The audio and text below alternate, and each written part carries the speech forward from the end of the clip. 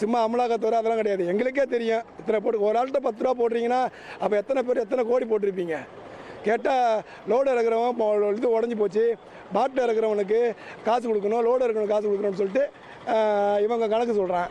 ஒரு reporter photo எடுத்து சாட்சியே காட்டுறாரு, மினிஸ்டர்கிட்டே காட்டி அது பலன் இல்லை.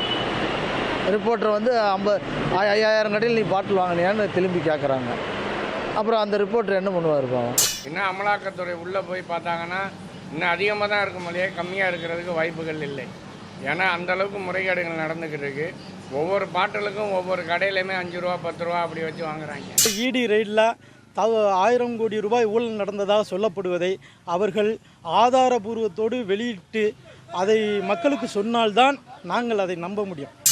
எந்த அரசியல் கட்சி வந்தாலும் எப்போதுமே ஒரு பாட்டிலுக்கு 5 ரூபா 10 ரூபா வாங்குறதுங்கிறது சாதாரணமாக போச்சு பொதுமக்கள் மத்தியில்.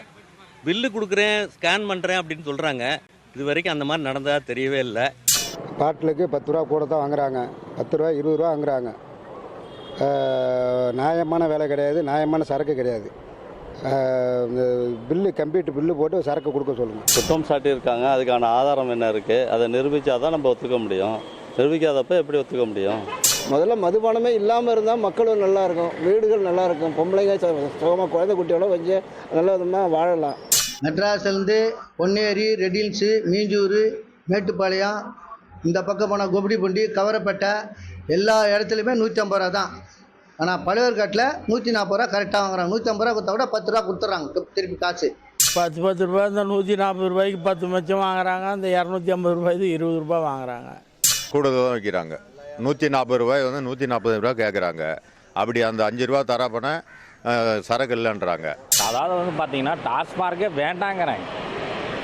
அதாவது அது இருந்தால் தானே பிரச்சனையே வருது. அதனால் எத்தனையோ குடும்பம் பாதிக்குது. எல்லாத்தையுமே பில்லிங் பண்ணிட்டா கரெக்டாக இருக்குங்க.